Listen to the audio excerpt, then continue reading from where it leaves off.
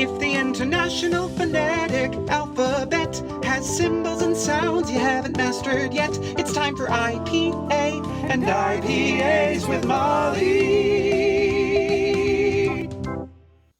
Hi everybody, welcome to IPA and IPAs, the unfussy show about the International Phonetic Alphabet and beer. I'm Molly from Molly Does Dialects, and tonight we are going to learn some common diacritics. If you don't know what a diacritic is yet, don't worry, I'll tell you. But first, I'll tell you what I'm gonna drink tonight. See what I did there? So, I picked this one up from a liquor store. It is called Put the IPA in the Coconut. India Pale Ale brewed with coconut. I'll show you the can. Ooh. It is from Epic Brewing Company out of Salt Lake City, Utah, and they also have a tap room in Denver, Colorado.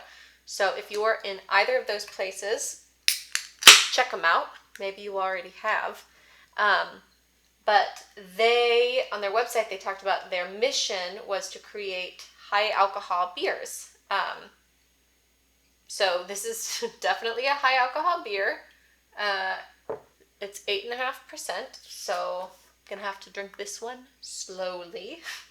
I can't even fit it all in my glass. It's a pretty color, can you tell? And let's swirl. Okay, so I don't actually smell coconut in this. I smell like mango, pineapple, tropical fruit kind of smells, but I don't smell coconut. I really expected to. Okay, I'm gonna taste it. Cheers. Okay. So this isn't as coconutty as I thought it was going to be. I taste a whole lot more tropical fruit, like a lot of mango, a lot of maybe passion fruit. I don't know if I actually know what passion fruit tastes like, but it's tropical, so I'm gonna say this tastes like passion fruit.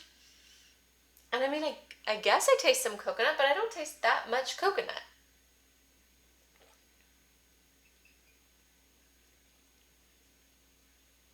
It's really bitter on the end, too. Very hoppy, very bitter. It's a big beer, but it's not super coconutty. So, if you like IPAs, you'll probably like this. I have heard with some coconut flavored beer, some people are really like, oh, this isn't too coconutty. So if you are a fan of IPAs, you would probably like this. It's not my favorite, but it's not my least favorite. Cheers. So, diacritics. I know this might sound scary, but a diacritic is just a little marking that we put on, around, above, below a phonetic symbol, and it changes the meaning of the symbol just a little bit. So it's a way that we can take an extra symbol and make your phonetic symbols even more specific, which is super exciting, right? So tonight we're only going to talk about 5. We're going to talk about 5 of the most common diacritics. And the one I'm going to start with is, I think it's the most helpful, and it's called mid-centralization. And I'm going to draw it over, I'm going to draw the trap vowel, that ah sound. And mid-centralization just looks like an X above it.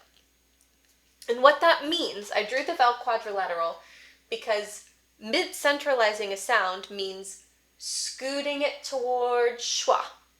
And schwa's in the center, right? So basically what this means is you're not really fully saying one of these vowels. You're not saying ah. You're moving your ah slightly towards an So like, come on over on Friday for beer and pizza.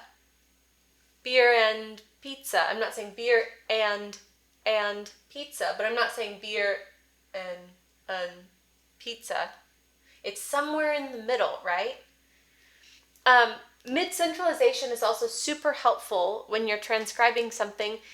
If you are transcribing like a whole sentence and there's a word that's really not important, mid-centralize that. It's a way of saying This part's probably not in your stressed word. So there's your first one. The first one we're learning, I'm going to number these tonight. Mid-centralization. We're doing great. So, the second diacritic we're going to talk about tonight is called raised. It's a little symbol that you put underneath a phonetic symbol that means it's raising the phonetic symbol. So I'm actually going to draw our a, as in trap, again. Not my prettiest work, but that's okay. And then I'm going to draw the symbol for raising underneath. And it is like a little T, but its tail's pointing up. And it's pointing up, so you know it means it's raising. And what that means is, on our vowel quadrilateral, right, it's going up. So it's somewhere between the a and the e. It's not all the way to e, but you're probably not saying a true a. So an example of this would be, I was on a flight that landed in Minneapolis, and the flight crew was all from the northern United States, at least it sounded like it. And they were talking about if you had to gate check your bags, and she kept calling them your bags. Your bags. And she wasn't saying your bags, but she wasn't saying your bags, she was saying your bags. So it was like your a was creeping up towards the e because there's space between these, right? This is a quadrilateral, and your mouth can make all sorts of sounds, even the ones between the ones we've named. So there's space between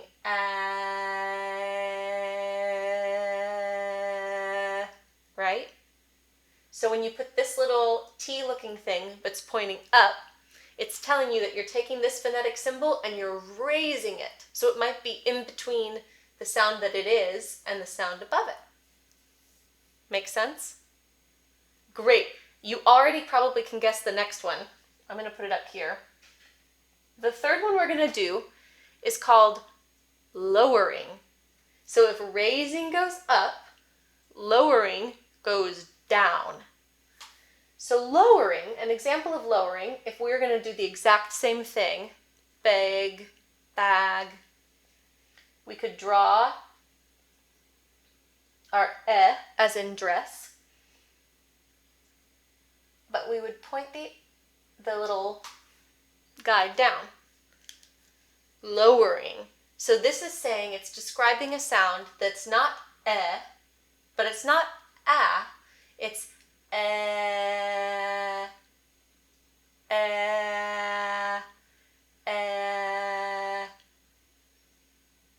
So it's just a way, these diacritics are just a way to get our description, our written description of a sound even more accurate. And so far, we can mid-centralize, we can take a sound, move it closer to schwa. We can raise, we can take a sound and scoot it up towards the sound above it on the vowel quadrilateral. We can lower, we can take a sound and scoot it down towards the sound below it on the vowel quadrilateral. The next thing we can do, I'm going to put the 4 up here, is called advanced. And so what that means is you're taking your sound from the back and you're advancing it forward towards the front of your mouth, right? And so that looks like a plus sign, right? That's so easy to remember. You're adding, so it's going forward in your mouth. And the one I'm going to use for an example on this is our turned V, as in strut,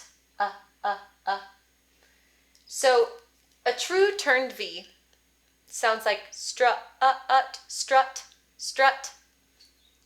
And Americans tend to say like strut. And it's almost the same sound as the schwa.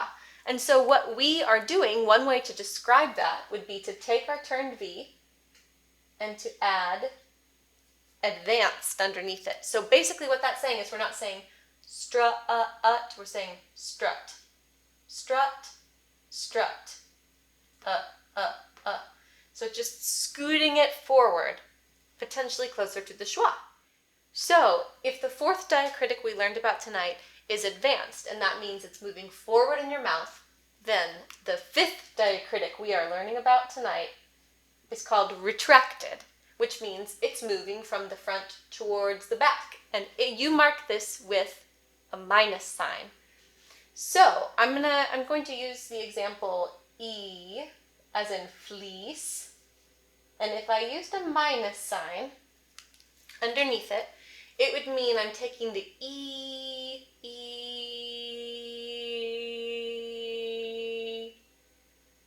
and that would be a retracted E.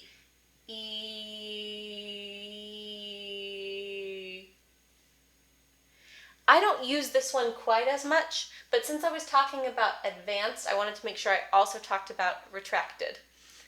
I find I use advanced more and more often than not to describe the sound I'm making for as in strut. I usually say strut, which is this sound. So, we have learned all 5 of the common diacritics that we are going to learn about tonight. We have number 1, mid-centralization, taking a sound, scooting it towards schwa. We have number 2, raising, which is taking a sound, moving it from wherever it is on the vowel quadrilateral up towards a more closed sound from a more open sound. We have lowering, which is the opposite of raising. It points down, and it means you're taking a sound from the top and scooting it down towards the bottom. It could be, in the middle, scooting it down, but it scoots it down towards the one underneath it in the vowel quadrilateral. We have number 4, advanced, which means you are taking the sound from wherever it is and you're moving it more towards the front of your mouth. And then we have retracted, which is taking the sound from wherever it is and scooting it more towards the back of your mouth. All helped by our handy vowel quadrilateral. Learn it, love it. It's so good. And another quick reminder, all a diacritic is a small marking that you put with a phonetic symbol that modifies the symbol to make it more accurate to what it is you're hearing. So we don't have to be afraid of them. We should embrace them. We love diacritics. We love them so much. Thank you for joining me tonight on IPA and IPAs. Please let me know in the comments below if you have any questions about these diacritics or about phonetics in general. If I can help you with something, I would love to. Tell me what you're drinking. Tell me what I should be drinking. I will see you next week, everybody. Cheers. You can never fail with the fresh pale ale and Molly. The last one we're going to learn about tonight is called